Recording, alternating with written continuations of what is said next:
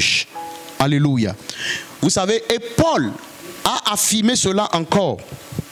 Dans le livre de Romains 1, verset 16, Paul a dit, car je n'ai point quoi? Honte de l'évangile. Paul a dit ceci parce que il a croisé beaucoup de personnes qui ont honte de l'évangile. Alléluia. Car moi je n'ai pas honte de l'évangile. Pourquoi? Car c'est une puissance de Dieu pour le salut de quiconque croit. Alléluia. Car je n'ai pas honte de l'évangile. Un vrai ouvrier n'a pas honte. Tel que nous sommes ici maintenant, est-ce que si on te donne mégaphone, tout de suite, d'aller à ton pas publiquement et commencer par prêcher, d'aller à la place publique, est-ce que tu peux le faire? Si dans ton cœur tu ne peux pas le faire, il faut savoir que l'esprit de honte est en train de lutter contre toi. Alléluia. Et n'oubliez pas, Satan n'a pas honte pour te détruire. Alors il ne faut pas aussi avoir honte pour aller délivrer les gens de sa main. Prêchons l'évangile avec courage et force. C'est très important. Alléluia. La cinquième des choses, c'est très important la cinquième des choses là. Pourquoi beaucoup ne sont pas engagés dans la mission? La cinquième des choses, c'est parce que beaucoup ne sont pas remplis du Saint-Esprit. Les gens ont l'Esprit de Dieu, certes, mais ne sont pas remplis du Saint-Esprit. Parce que lorsque vous devenez chrétien, l'Esprit que vous recevez, on appelle ça l'Esprit de la nouvelle régénération. L'Esprit d'adoption.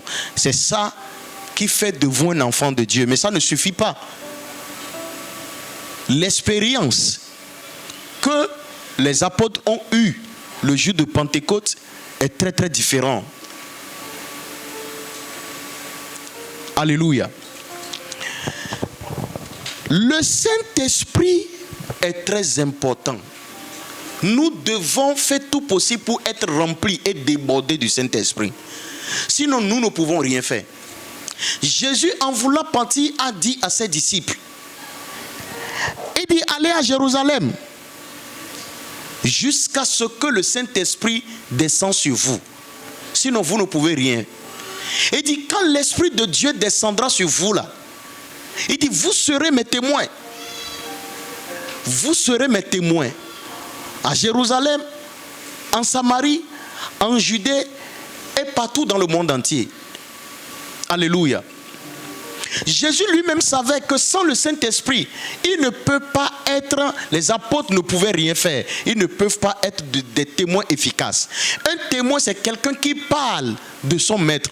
Quelqu'un qui défend quelqu'un en parole. Alléluia. C'est ça un véritable témoin. Mais comparez Pierre avant l'arrivée du Saint-Esprit et après l'arrivée du Saint-Esprit, vous allez voir un changement. Pierre, la Bible déclare que même devant un petit enfant, il avait quoi? Renié Jésus. Il a dit que non, moi je ne connais pas Jésus. Jésus lui avait pourtant dit, il dit que avant que le coq ne chante, combien de fois tu vas me renier? Pierre a dit non. Mais devant un petit enfant, Pierre a dit non, ce Jésus-là, je ne le connais pas. I don't know him at all. I don't know your Jesus. I don't know him at all. Peter denied Jesus. Mais, quand le Saint-Esprit est venu, en même temps, vous avez vu, la Bible déclare que Pierre s'est levé et il a prêché le même jour-là. Et 3000 personnes ont accepté Jésus. Même Pierre qui a renié Jésus tout à l'heure, dans peu de temps, il a trouvé ce courage là-haut. Cette audace là-haut. le Saint-Esprit. Quand vous êtes rempli du Saint-Esprit, alléluia, vous n'avez plus peur de parler de Jésus. Vous avez de l'audace, vous avez la force pour parler de Jésus. Vous devenez des véritables témoins. Alléluia. Jésus, en voulant partir, a laissé 12 disciples avec le Saint-Esprit. À cause de ces 12 disciples, aujourd'hui, nous avons l'évangile. L'évangile est allé un peu partout dans le monde entier. À cause de ces 12 disciples, seulement, à cause de ces 12 disciples, l'évangile est allé un peu partout dans le monde entier. Maintenant, aujourd'hui, nous sommes plus que 12. À Cotonou seulement ici, là, nous sommes plus que 30 000 chrétiennes. Alléluia. Mais nos quartiers même là n'arrivent pas à changer. Nous avons des frères qui sont dans l'administration, mais l'administration est toujours dans le noir. Nous avons des frères et sœurs qui vendent au marché. Le marché est toujours dans le noir. Nous avons des chrétiens dans nos familles. La famille est toujours dans le noir. Nous avons des chrétiens, des églises dans un petit quartier comme Saint-Cécile ici. Nous avons plus de 15 églises à 20 églises, mais le quartier est toujours dans le noir. Est-ce que le même Saint-Esprit que les apôtres ont reçu, c'est le même esprit que nous prétendons aussi avoir reçu? C'est le même esprit que nous avons reçu aussi? Parce que si c'est le même esprit, la Bible déclare que 12 personnes, ils ont tous... En fait, Philippe seul a pris toute la Samarie entière. Philippe seul. Pierre seul. 3000 personnes ont donné leur vie à Jésus. Paul qui n'était même pas avec Jésus, quand il a connu Christ, et il était rempli dans le livre de Actes 12, la Bible déclare que pendant qu'il priait, le Saint-Esprit a dit, mettez-moi à part Paul et qui? Pour la mission pour laquelle je les ai appelés. Regarde tout ce que Paul a fait. Il allait de lieu en lieu. Regarde le feu qui brûlait en lui. Ce feu-là, c'est un feu de mission. C'est ça qui brûlait dans les apôtres. Est-ce que c'est la même chose que nous aussi nous avons reçu? Si c'est la même chose, pourquoi nous ne faisons pas le travail qu'ils ont fait? Parce que le Saint-Esprit, quand il nous remplit là, c'est pour la mission. Il nous donne toujours le goût de la mission. Vous ne verrez jamais quelqu'un qui est rempli du Saint-Esprit et il est là tranquillement et il ne fait rien. Parce que le Saint-Esprit même ne peut pas, le feu là ne peut pas te permettre de rester tranquille. Vous voyez comment Jérémie décrit le feu là? Il dit c'est comme un feu qui brûle dans mes os. Quand je dis je ne fais plus mention de son nom. Est-ce que c'est le même feu que nous avons reçu? C'est le même baptême de feu là que les apôtres ont reçu que nous avons aussi reçu. À ce que je sache, le Saint-Esprit ne change pas. C'est le même esprit. Le problème, c'est que nous ne sommes pas remplis du Saint-Esprit. Nous devons aller chercher. Nous devons aller. Retournons dans la chambre haute. Alléluia. Pour que nous soyons véritablement remplis.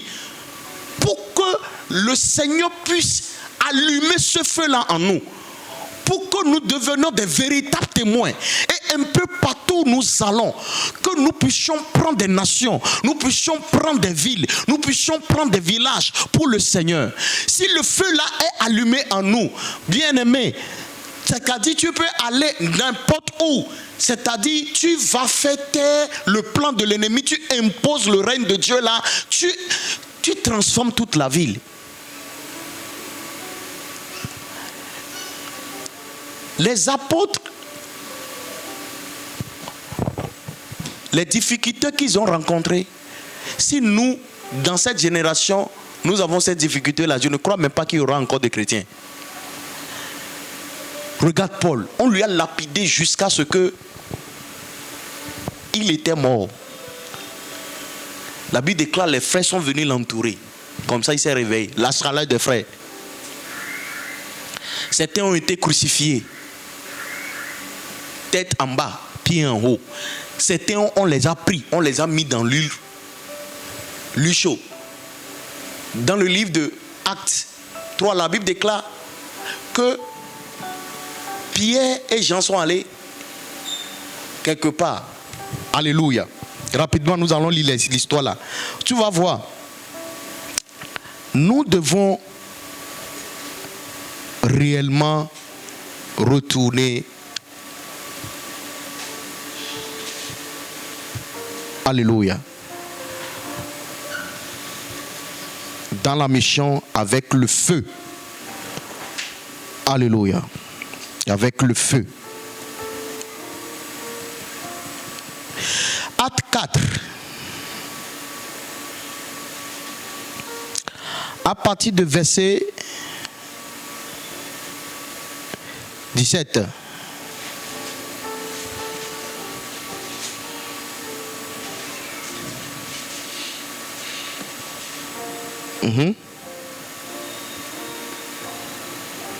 Vous êtes là?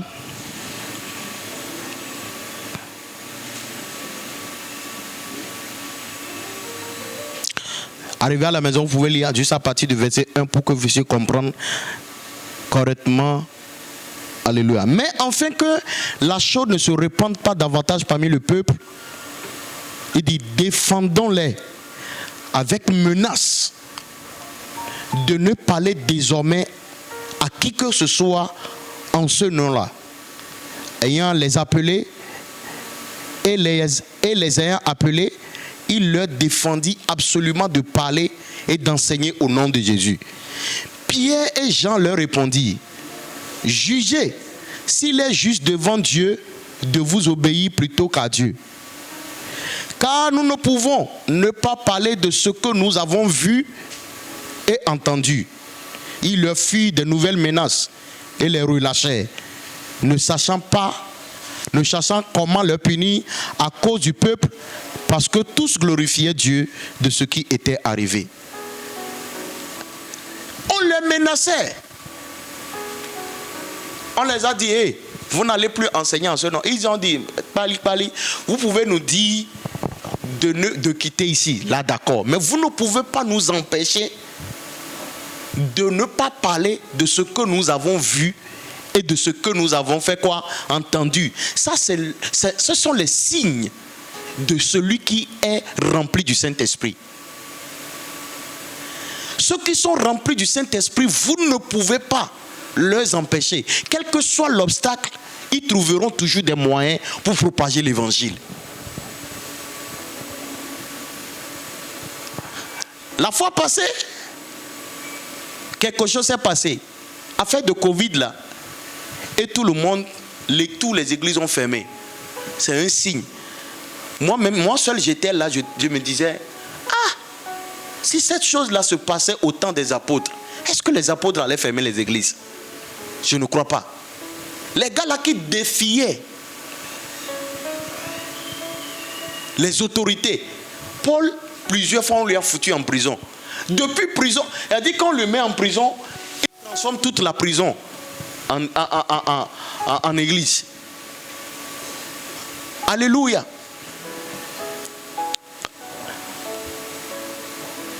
Si vous n'êtes pas rempli du Saint-Esprit, voici les signes qui se manifesteront dans vos vies. Si vous n'êtes pas rempli du Saint-Esprit, celui qui n'est pas rempli du Saint-Esprit, petit a, vous n'aurez jamais le zèle pour les choses de Dieu.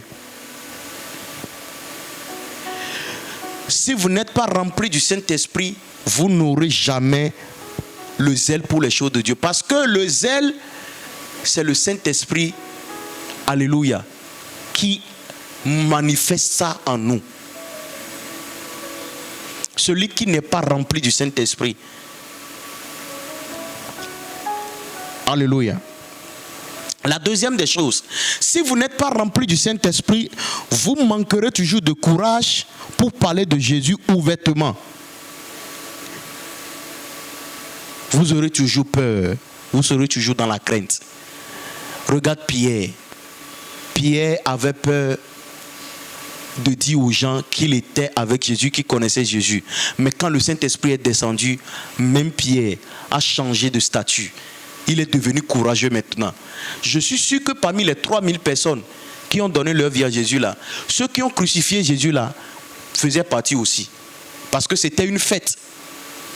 Tout le monde était venu réuni à Jérusalem. Donc devant ceux qui ont crucifié Jésus, il s'est levé, il n'a pas eu peur de sa vie. Il a prêché l'évangile et 3000 personnes ont accepté Christ.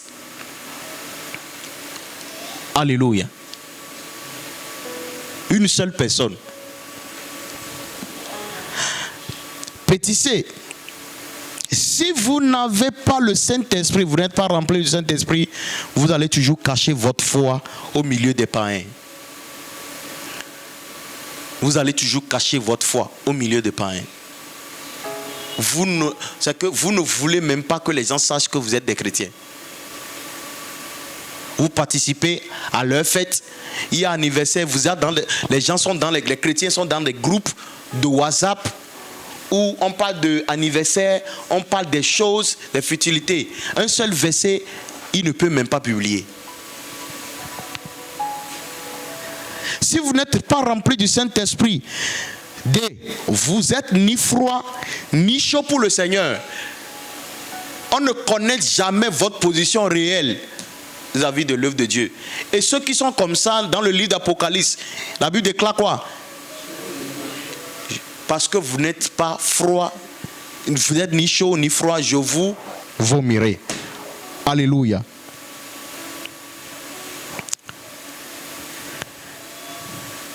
Eux maintenant, c'est eux, non? Si vous n'êtes pas rempli du Saint-Esprit, vous ne pouvez arracher personne des ténèbres et les amener à la lumière.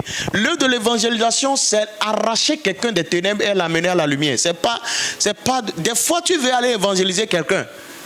Il faut être vraiment rempli du Saint-Esprit. Des fois, c'est les démons qui l'empêchent d'accepter l'évangile. Mais les paroles qui sortent de votre bouche, les démons même là, c'est-à-dire quand les démons vous voient en même temps, ils quittent. Pour que le cœur de quelqu'un soit touché par l'évangile, vous devez être rempli par le Saint-Esprit. Parce que si vous êtes rempli par le Saint-Esprit, vos paroles aussi sont ointes. Les paroles qui sortent de votre bouche sont feu. Ça pénètre le cœur des gens. Les cœurs même qui sont endurcis, les cœurs qui ne veulent pas recevoir l'évangile, ils n'ont pas le choix que de recevoir l'évangile. Tout le monde peut accepter Jésus si nous sommes remplis par le Saint-Esprit. Tout le monde, même face à un féticheur, parce qu'il ne peut pas résister à la puissance là que nous dégageons. Nous sommes le temple de Dieu. Et cette puissance là qui réside en nous, si cette puissance là se manifeste, nos paroles sont ointes, nos paroles sont du feu. Jésus a dit, car mes paroles sont quoi? Que je vous ai dit sont quoi? Vous avez oublié? Car mes paroles que je vous ai dit sont esprit et vie. Alléluia. Nous, nos paroles sont esprit et vie, feu, tout. Tout. Alléluia. C'est très important.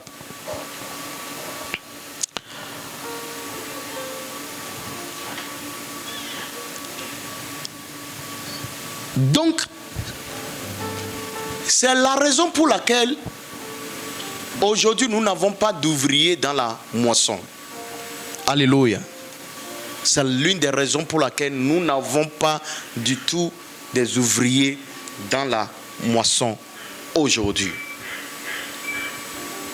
Alléluia.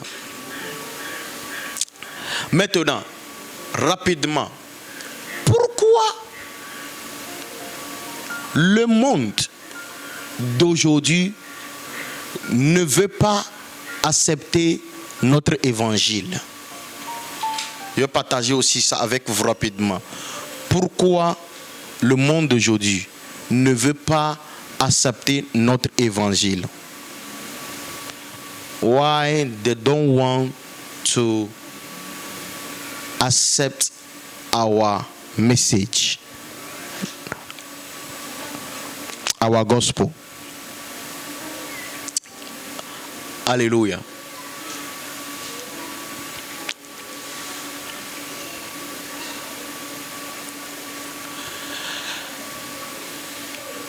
La première des choses, c'est parce que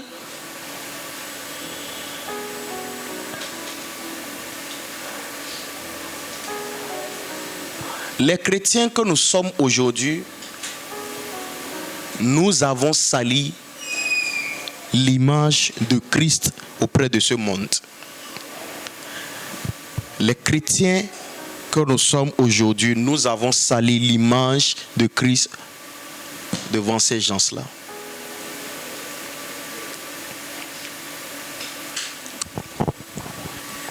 Nous comprenons tous que ça prend beaucoup de temps que le Saint-Esprit change les gens. Vous comprenez? Nous comprenons tous que ça prend beaucoup de temps que le Saint-Esprit change la vie des gens et tout et tout. Mais ayant fait 5 ans l'église, 10 ans l'église, vous vivez dans une maison avec des païens et c'est vous qui créez tout tant de problèmes. C'est vous qui ne parlez pas avec les gens. C'est vous qui insultez tout le monde. Alléluia.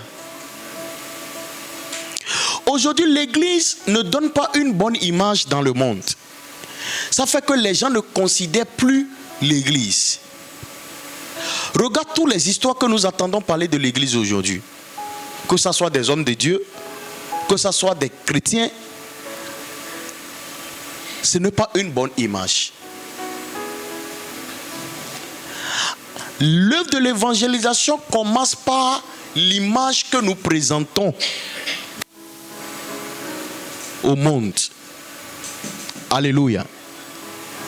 Si vous voulez vendre un produit,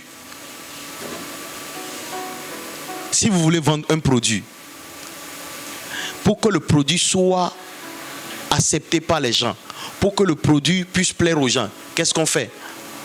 On trouve un très joli emballage.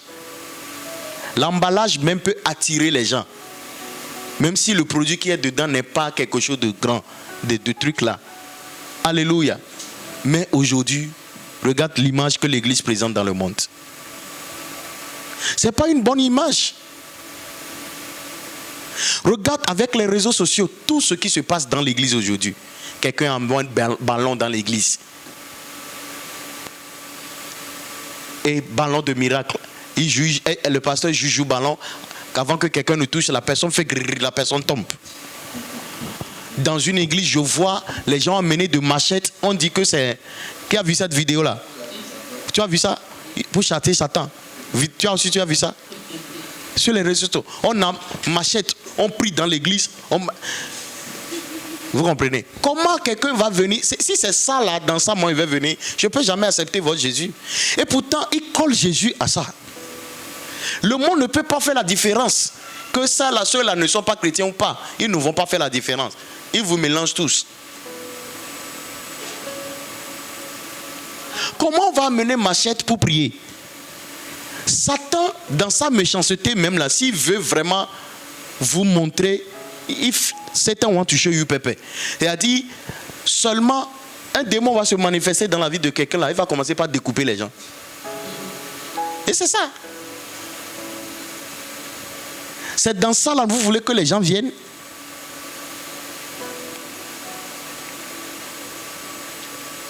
Vous avez des pasteurs aujourd'hui qui arrachent les femmes des gens.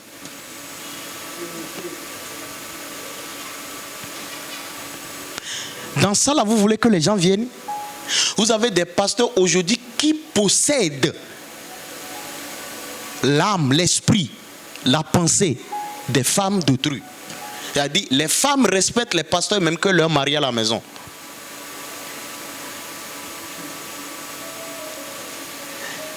Il y a une église quelque part dont je tais le nom. Quand il commence culte de soir, 19h, il finit des fois 23h.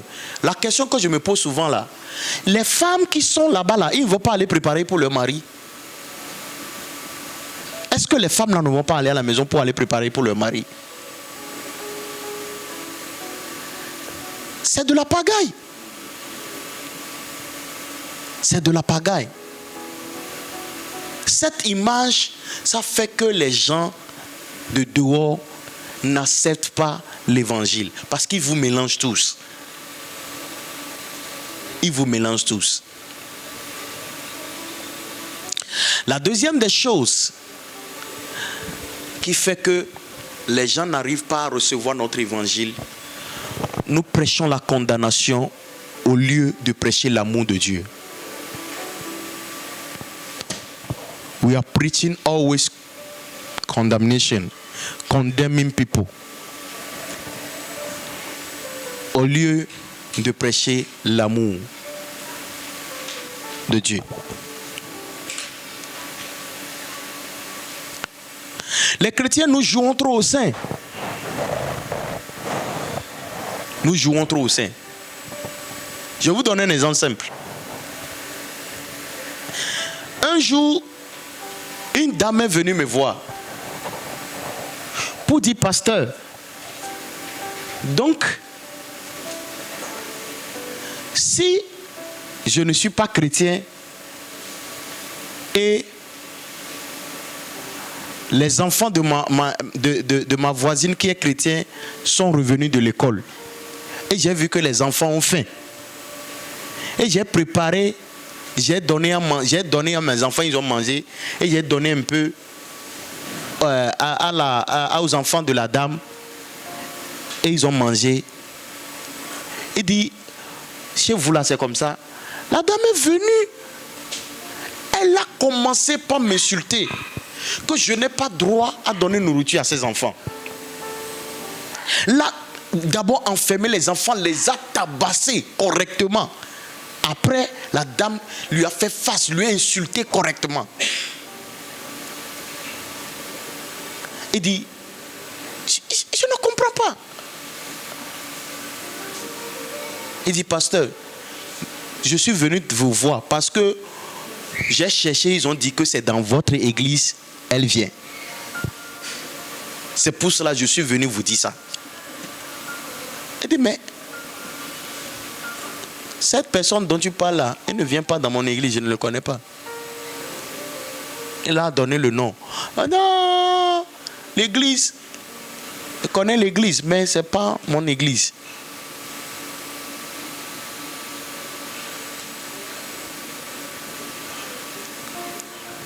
Frère, laissez-moi vous dire, le monde dans lequel nous sommes, c'est par l'amour que nous pouvons les sauver. Ça là, soyez sûrs. En jouant tout le temps au sein, nous n'allons pas délivrer le monde. Nous n'allons pas. Le monde ne va même pas accepter notre évangile. Les chrétiens qui condamnent là, les chrétiens qui jugent les gens là, c'est ce que vous allez entendre. Qui a une fois entendu ça? Maintes fois. Est-ce que c'est comme ça que Jésus est venu présenter l'évangile? Non. Quand Jésus est venu, Jésus n'a jugé personne. Je vois des gens, des églises aujourd'hui, ils ne permettent même pas que quelqu'un vienne à l'église avec peut-être rasta, la personne attachée, truc là, pantalon. La personne est venue premièrement à l'église. Vous ne pouvez pas empêcher la personne de rentrer dans l'église. Je ne sais pas si vous comprenez. Vous êtes à l'église et quelqu'un vient avec des dreads. C'est dreads, non? Avec des trucs. Et vous dites, vous ordonnez qu'on sort la personne. Que ici, là, on ne vient pas ici comme ça. Non! C'est l'évangile qui transforme les gens. Le moment où lui-même il va raser la tête, il ne saura pas.